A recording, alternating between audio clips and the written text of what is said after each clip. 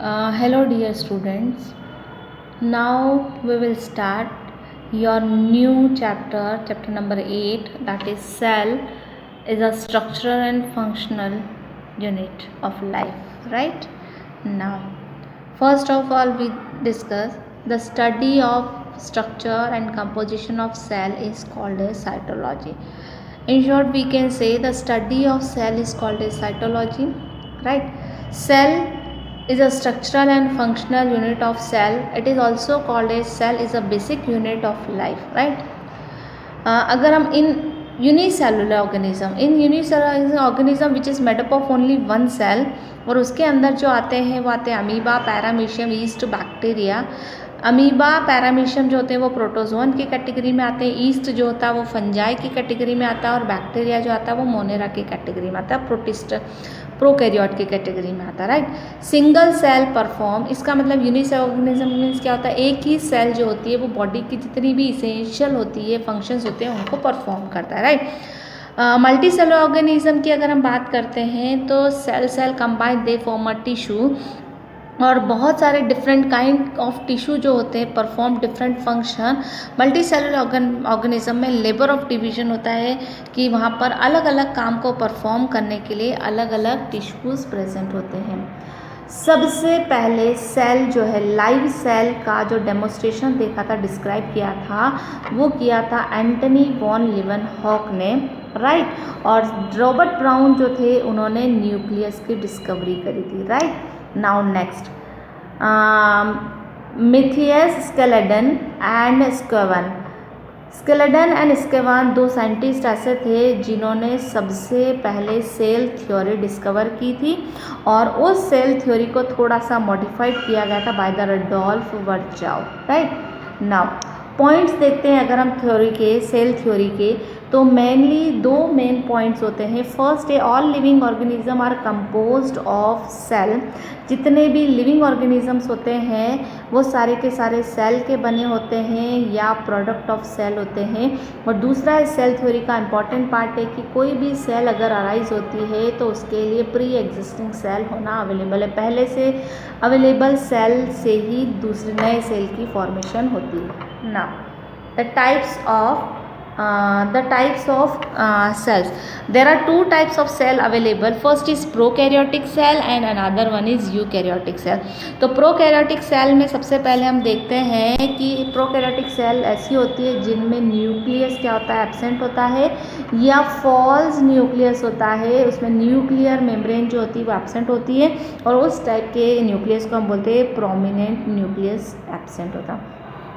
Eukaryote में nucleus is present, true nucleus is present, और nuclear membrane क्या होती है, प्रेजेंट होती है।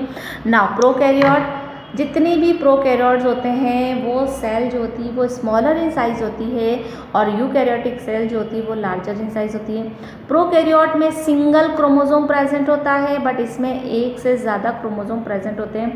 यहाँ पर जितने भी मेम्ब्रेन बाउंडेड ऑर्गेनल होते हैं लाइक माइटोकॉन्ड्रिया, क्लोरोप्लास्ट वगैरह जितने भी होते हैं वो सारे एब्सेंट होते हैं, इनमें मेम्ब्रेन बाउंडेड ऑर्गेनल्स प्रेजेंट होते हैं।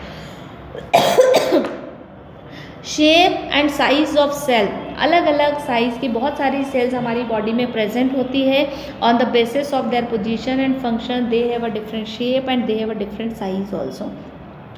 अर्थ पे अगर हम लिविंग ऑर्गेनिज्म की बात करते हैं तो mycoplasma is also called as PPLO, mycoplasma सबसे स्मॉलेस्ट सेल होती है, और इसको हम PPLO भी बोलते हैं, that is pleuropneumonia like organism, सबसे स्मॉलेस्ट सेल होती है। नाउ लार्जेस्ट सेल अगर हम आइसोलेट करते हैं तो that is ostrich egg. Smallest is mycoplasma and largest is ostrich egg. अलग अलग सेल जो होते हैं उनके अलग अलग शेप्स होते हैं, और ये जो शेप होते हैं वो क्यूबॉइड भी हो सकता है, कॉल्यूमनर भी हो सकता है, पॉलीगोनल भी हो सकता है, और इरेगुलर थ्रेड लाइक भी हो सकता है। Now we will discuss some characteristics of Characteristics of prokaryotic cell, that is prokaryotic cell are represented by the bacteria. इनको हम बैक्टीरिया ब्लू ग्रीन अलगी की कैटेगरी में डिवाइड करते हैं. Mycoplasma and PPLO they multiply rapidly and very in size. अलग अलग size में क्या होते हैं, अवेलेबल होते हैं. बैक्टीरियल सेल जो होते हैं वो जनरली 3 टाइप के होते हैं. अगर वो रॉड शेप में होते तो that is called as bacillus. अगर वो राउंड शेप में होते हैं तो that is called as cocci. अगर वो कॉमा शेप में होते हैं तो that is called as vibrio. और अगर वो स्प्रिंग लाइक होते हैं तो that is called as spiral. Right. Now all prokaryotic cell have cell wall. Cell wall होती है. अच्छा, हमने सेल वॉल एक चीज़ और देखी थी कि जितने भी प्रोकैरियोट्स होते हैं उनकी सेल वॉल बनी होती है पेप्टाइडोग्लाइकन. पेप्टाइडोग्लाइकन.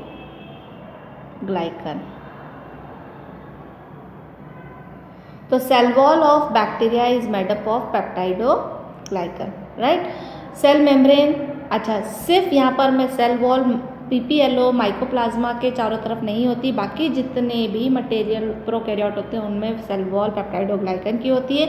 और इनमें जो जेनेटिक मटेरियल होता है वो अनकवर्ड होता है, that is called as net, because nuclear membrane is absent.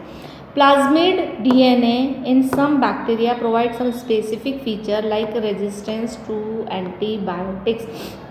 कुछ बैक्टीरिया में एक्स्ट्रा क्रोमोसोमल डीएनए होता है जिसको हम प्लाज्मिड बोलते हैं, और जिनमें ये होता है वो एंटीबायोटिक के अगेंस्ट क्या करते हैं, रेजिस्टेंसी शो करते हैं.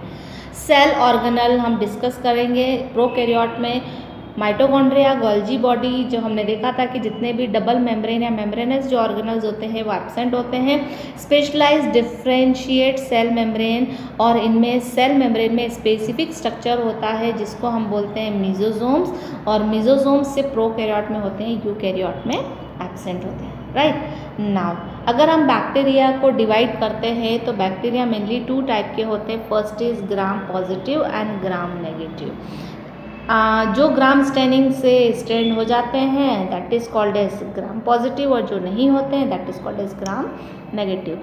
Bacterial cell, a chemical complex cell develop envelope is present.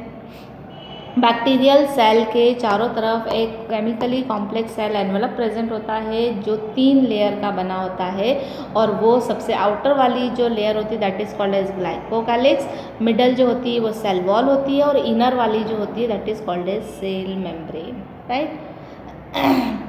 Glycocalyx की अगर हम बात करते हैं तो लूज शीथ होती है कुछ बैक्टीरिया में जिसको हम स्लाइम लेयर बोलते हैं, और कुछ बैक्टीरिया में ग्लाइकोकैलिक्स जो होती है वो थिक होती है जिसको हम क्या बोलते हैं, कैप्सूल. और जिन भी बैक्टीरिया के ऊपर कैप्सूल होता है उन बैक्टीरिया को हम पैथोजेनिक नेचर बोलते हैं which can cause disease. Plasma membrane इनमें जो होती है वो सेमी परमिएबल होती है, और उनमें कुछ स्पेसिफिक मीजोजोम्स होते हैं जो वेसिकल, ट्यूब्यूल्स और लैमेली के फॉर्म में होते हैं, और वो सेल वॉल फॉर्मेशन में हेल्प करते हैं, डीएनए रेप्लिकेशन में भी हेल्प करते हैं, और डॉटर सेल के डिवीजन में भी क्या करते हैं, हेल्प करते हैं. कुछ बैक्टीरिया मोटाइल होते हैं which can be move from one place to another place. इसका मतलब उनमें एक स्पेसिफिक स्ट्रक्चर होता है that is called as flagella, और फिलामेंट होते हैं, हुक और बेजल बॉडी होती है, पिलाई भी प्रेजेंट होती है, और फिम्बरी प्रेजेंट होती है सरफेस स्ट्रक्चर पे जो बैक्टीरिया को अटैच करती है विथ होस्ट और दूसरे सब्सटेंसेस से. प्रोकैरियोट में राइबोसोम्स अटैच होते हैं सेल मेम्ब्रेन से, और उसमें 2 यूनिट होती है, एक 50S की होती है, एक 70S की. इसका मतलब है प्रोकैरियोट में जो राइबोसोम प्रेजेंट होता है वो होता है 70S, और यूकैरियोट में जो होता है दैट इज 80S. तो प्रोकैरियोट में जो होता है वो कौन सा वाला होता है, 70S, और उसमें 2 सब यूनिट होती है 50S और 30S की. Right. Ribosome are site of protein. Generally ribosome वो साइट होती है जहाँ पर प्रोटीन सिंथेसिस होता है, तो ribosome are site of protein synthesis. और राइबोसोम किससे अटैच होते हैं, mRNA से, जिसको हम क्या बोलते हैं, polyribosome in the form of chain. Reserve food material prokaryote में प्रेजेंट होता है, कहाँ पर, साइटोप्लाज्म में, और वो सेल इंक्लूजन बॉडी के फॉर्म में होता है जिसमें फॉस्फेट ग्रैन्यूल्स और ग्लाइकोजन ग्रैन्यूल्स भी क्या होते हैं, प्रेजेंट होते हैं. Gas vacuoles are also found in blue green algae. Gas vacuoles भी प्रेजेंट होते हैं, purple and green photosynthetic bacteria में भी प्रेजेंट होते हैं. Now we will discuss about the eukaryotic cell. Eukaryotic cell की अगर हम बात करते हैं तो इनमें जो न्यूक्लियस होता है वो क्लियर न्यूक्लियस न्यूक्लियर मेम्ब्रेन से क्या होता है, कवर्ड होता है। इसका मतलब इनका डीएनए जो होता है वो कवर्ड होता है। यूकैरियोटिक सेल की अगर हम बात करते हैं तो इसमें प्रोटिस्टा, प्लांट, एनिमल, फंजाई सभी आते हैं। और प्लाज्मा साइटोप्लाज्म जो होता है वो इनटू कंपार्टमेंट्स में डिवाइड होता है, जिसमें हर कंपार्टमेंट के चारों तरफ क्या होती है, मेम्ब्रेन प्रेजेंट होती है, right. Cell contain well organised nucleus, जैसा कि हमने डिस्कस कर दिया है, ट्रू न्यूक्लियस प्रेजेंट होता है न्यूक्लियर मेम्ब्रेन के साथ में, और इसके अंदर जेनेटिक मटेरियल अरेंज होता है in the form of chromosome, right.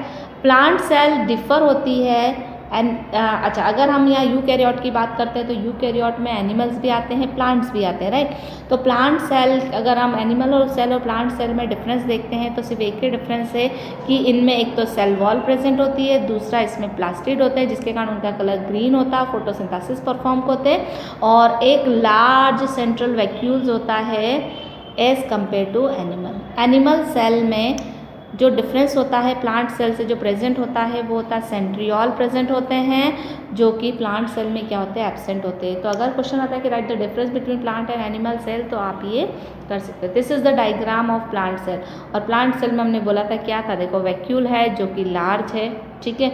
दूसरा इसका जो प्लाज्मा मेम्ब्रेन होता है, न्यूक्लियर मेम्ब्रेन एनवेलप प्रॉपरली है, गोल्जी बॉडी वगैरह सब कुछ प्रेजेंट है, बट न्यूक्लियस जो है इसका जो वैक्यूल है वो क्या होता है, थोड़ा सा लार्ज होता है, प्लस सेल वॉल प्रेजेंट होती है, और एक इसमें स्पेसिफिक स्ट्रक्चर होता है that is called as chloroplast. Next, ये डायग्राम आपको दिख रहा है एनिमल सेल का, जिसमें सेल मेम्ब्रेन है, प्लाज्मा मेम्ब्रेन है, और उसके साथ में इसमें क्लोरोप्लास्ट एब्सेंट है, न्यूक्लियस सेंटर में है, और वैक्यूल जो होते हैं वो क्या होते हैं, थोड़े स्मॉल छोटे छोटे से। Now we will discuss about the animal cell and plant cell in detail. तो सबसे पहले अगर हम एनिमल सेल की बात करते हैं तो इसमें लिपिड की बाय लेयर प्रेजेंट होती है, और लिपिड जो होता है वो मेनली कौन सा होता है, फॉस्फोग्लिसराइड्स वाला होता है। इट वॉज फाउंड, अच्छा इसके साथ में प्रोटीन भी होता है सेल मेम्ब्रेन में, तो रेशो और प्रोटीन लिपिड और उसका जो होता है वो डिफरेंट होता है। टोटल सेल मेम्ब्रेन की जो थिकनेस होती है वो 75 एंगस्ट्रॉम होती है। मेम्ब्रेन प्रोटीन में भी इंटीग्रेटेड और पेरिफेरल, जो इस मेम्ब्रेन में जो प्रोटीन होते हैं वो या तो अंदर होते हैं या ऊपर की साइड में पेरिफेरल होते हैं। इंटीग्रल प्रोटीन जो होते हैं वो बरीड इन मेम्ब्रेन के अंदर होते हैं, बट पेरिफेरल प्रोटीन जो होते हैं वो सरफेस पे प्रेजेंट होते हैं। Cell membrane structure, cell membrane का जो मॉडल एक परफॉर्म किया गया था, दिस वाज गिवन बाय, जो अभी भी एक्सेप्टेड मॉडल है, इसके पहले भी बहुत सारे मॉडल लाइक सैंडविच मॉडल वगैरह दिए गए थे, बट सबसे जो एक्सेप्टेड मॉडल था that was the fluid mosaic model and which was given by Singer and Nicolson, राइट। अकॉर्डिंग टू दीज मॉडल जितना भी क्वासी फ्लूइड होता है, लिक्विड जो फ्लूइड है उसमें बहुत सारे प्रोटीन जो होते हैं बाय लेयर के बीच में क्या होते हैं, बाय लेयर ऑफ लिपिड के बीच में क्या होते हैं, एम्बेडेड होते हैं, लाइक दिस। ये दिख रहा है, ये प्रोटीन है, ये जो ब्लू कलर की दिख रही है, अच्छा यहाँ पर लिपिड जनरली ऐसे प्रेजेंट होते हैं। ये पोलर एंड होता है, ये नॉन पोलर एंड होता है, ये पोलर एंड होता है, ये नॉन पोलर। अच्छा, पोलर जो होता है वो हाइड्रोफिलिक होता है, और नॉन पोलर जो होता है वो क्या होता है, हाइड्रोफोबिक होता है। यहाँ पर हमने ये भी बोला था सेल मेम्ब्रेन में जो होता है वो फॉस्फोलिपिड होता है, तो यहाँ पर पोलरिटी जो लिपिड वाटर में जो डिजॉल्व हो सकते हैं वो फॉस्फेट के कारण होते हैं, क्योंकि यहाँ पर हेड में फॉस्फोलिपिड कंटेन होता है। ना the main function of plasma membrane का मेन फंक्शन होता है किसी भी चीज़ को ट्रांसपोर्ट करना अक्रॉस द मेम्ब्रेन। तो दो टाइप के ट्रांसपोर्टेशन होते हैं सेल मेम्ब्रेन में, एक होता है एक्टिव ट्रांसपोर्टेशन और दूसरा होता है पैसिव ट्रांसपोर्टेशन। एक्टिव ट्रांसपोर्टेशन में क्या होता है कि जब कॉन्सेंट्रेशन अगेंस्ट कॉन्सेंट्रेशन ग्रेडियंट होता है कि कोई भी चीज़ लो कॉन्सेंट्रेशन से हाई कॉन्सेंट्रेशन की तरफ मूव करती है तो वहाँ पर एनर्जी की रिक्वायरमेंट होती है, बट यहाँ पर एनर्जी स्पेंड नहीं होती है because substance move from high concentration to low concentration. Against the concentration gradient होता है, और यहाँ पर क्या होता है, concentration towards along with the concentration gradient होता है। It is a rapid process It is a rapid process, but it is comparatively very slow process, right? Now, when water is moved from one high concentration to low concentration, so that particular process is called as osmosis. And when solute move from high concentration to low concentration, that is called as diffusion, right? There are two type of condition is required. Osmosis, when water move from solvent move from high concentration to low, that is called as osmosis. And when solute move from high concentration to low concentration, that is called as diffusion, right? Cell wall is present in cell wall and fungi, right? देखो plant में जो cell wall होती है वो cellulose की बनी होती है, सेल्यूलोज, राइट। प्रोकैरियोट में जो सेल वॉल होती है वो पेप्टाइडोग्लाइकन की बनी होती है, और फंजाई में जो होती है वो बनी होती है काइटिन की। तो तीनों का जो केमिकल कंपोजिशन है वो डिफरेंट है। अलगी हैव सेल वॉल, और अलगी में भी जो सेल वॉल होती है वो सेल्यूलोज, गैलेक्टेंस और मिनरल लाइक कैल्शियम कार्बोनेट की बनी होती है।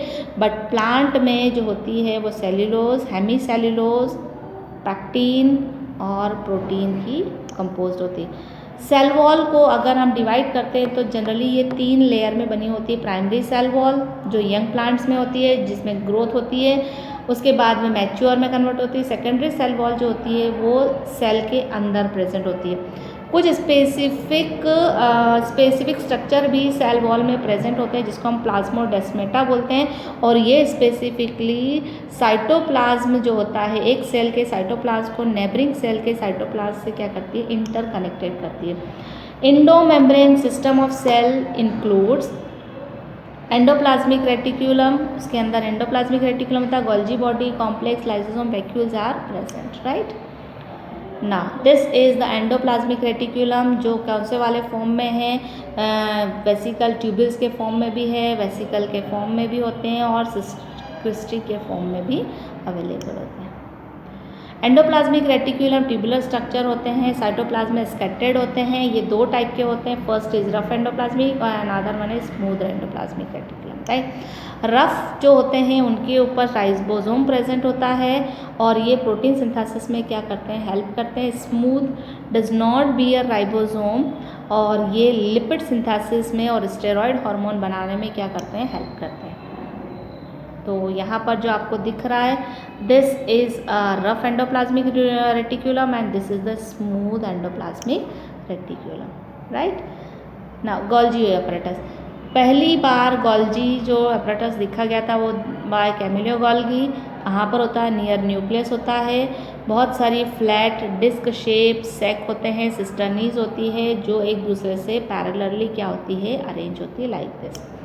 गोल्जी एपरेटस फंक्शन करता है पैकिंग मटेरियल का, जैसे किराना शॉप वाला जब होलसेल से मटेरियल लाता है तो उनको हाफ kg to 50 ग्राम 1 kg 5 kg के पैकेट्स में पैक करता है, and as per customer required उसको क्या करता है, ट्रांसपोर्ट करता है। सेम गोल्जी बॉडी जो एंडोप्लाज्मिक रेटिक्यूलम में या दूसरी चीज़ों में जो चीज़ें बनती है उनको पैकिंग का काम करता है। It is transportation and it's transport from one part two another part. A number of proteins synthesized by the ribosome, right? Now modified cisternae Golgi apparatus. Golgi apparatus is a site of synthesis, और यहाँ पर बहुत सारी चीज़ें synthesis होती है, that is glycoprotein भी form होता है और ग्लाइकोलिपिड भी फॉर्म होता है, right. This is the diagram of Golgi body. Now next organelle we will discuss in next video. Then till then students, bye bye.